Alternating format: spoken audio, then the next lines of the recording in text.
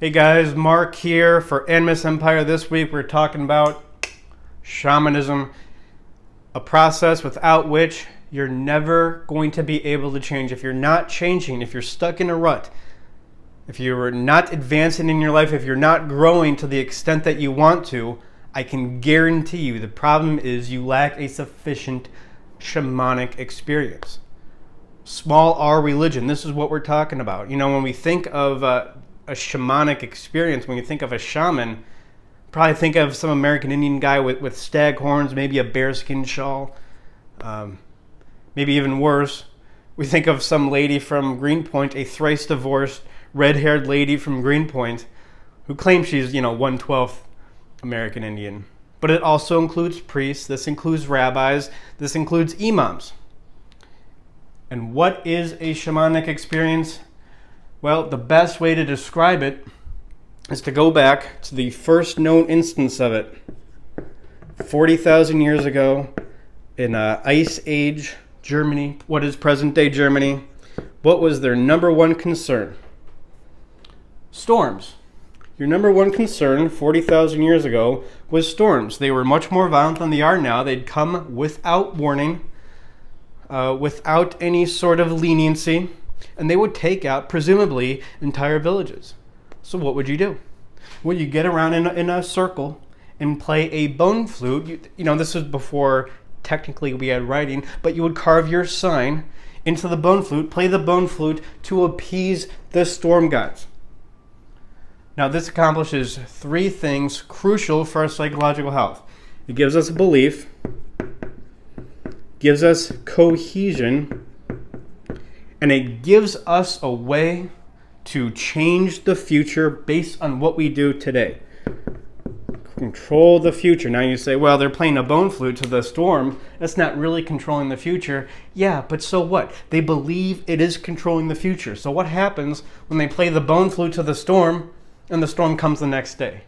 They go, oh, we could have played it longer. Oh, that one guy who wasn't there in the hunt, he's injured. He wasn't there in the bone flute circle. Maybe he needs to be part of it. We're gonna haul him over to the circle.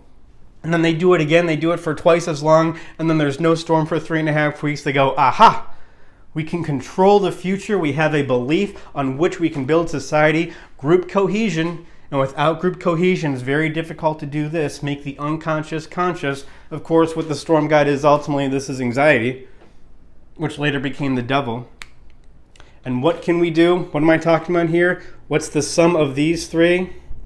Is regulate. We can regulate our emotions. And without this, we can't have a society in the first place. It is creating a storm god. It is creating gods, in a sense, out of our emotions that made us conscious. Another great example of a shamanic instance, just to really drive this point home, is the movie 3 Men and a Baby with Ted Danson, Steve Guttenberg, Mahomo, I think. If you get the Mahomo reference, you watch too many movies. And of course, the ever-handsome Tom Selleck. These guys, they're living their bachelor lifestyle, having a good time, and this baby shows up on their doorstep, and they have to change their entire lives around for this God, this baby.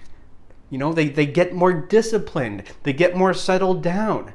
They communicate with one another way more. They form relationships to help out with this baby. And then these drug dealers come into the scene. I don't know, it feels a shoehorn into the plot, but whatever. These drug dealers come into the scene, and it's only through the rigor, the belief, the cohesion, the ability to regulate that comes from appeasing the baby, the God baby. It's only by building up those inner resources, that inner structure, can they go on and defeat the drug dealers. Without that baby, they would not have been able to defeat the drug dealers. But this can cause problems. I mentioned religion, and we might go, well, isn't there some problem with religion? Can it lead to some negative consequences? Yeah, it can. And the extent to which that the shamanic function is healthy is based on two principles. The first is how accurate this storm god is. To what extent does it reflect reality? This is where philosophy comes in. We philosophize what is ultimately in control. And the other thing that, it tells us how healthy a shamanic process is what is it? You guys want to help me out? Oh yeah, sacrifice. What is it asking you to sacrifice? What are you sacrificing about yourself to appease, quote unquote, the storm gods? Are you journaling? Are you meditating? Are you becoming honest with your mother or father? Are you throwing virgins into a volcano? I mean, if you're sacrificing something essential about you, your sexuality, for instance, a lot of appeasing of the storm god, quote unquote, appeasing, keeping the devil at bay. What do? You sacrifice your sexuality, or just your needs, right? Your unmet needs. That's sacrificed. Who are you to assert your needs against the collective of this storm god, this culture that we have? So, how accurate is the God? How much is it asking you to sacrifice? So I guess, when it comes down to it, I don't care if you're Christian or Jew or Muslim. Don't be Muslim. I mean, all religions are kind of stupid, but come on. Islam's the worst one. But I don't really care. Ultimately, it's how accurate is your projection and how much is it asking you to sacrifice. And I would submit that the most accurate projection, the tesseract into what the storm god actually represents, a part of your mind, are these diagrams. This is the present day storm god. The storm, of course, is the anxiety within. That's what we're appeasing by getting in touch with our latent emotions, bringing them up, making them conscious, and using them in a helpful way. Of course, not asking you to sacrifice anything. Sacrificing is contrary to this small r religion, right? Sacrificing is avoidance. It's avoidance of your needs. It's avoidance of the threats out there, avoidance of reality, which eventually leads into all this bad stuff down here. Helplessness, powerlessness, hostility. And this is important. This is something that CBT doesn't understand. CBT wants to do away with this whole process and go, I don't care, let's just change the thought and everything else. No. We need this. This is more prevalent than our sexuality. That is how fundamental shamanism is to our consciousness. I mean, there have been instances of guys and women just cutting off their sexuality, perceptively. And I don't mean literally by cutting off your genitals, but there is no instance of cutting off this process.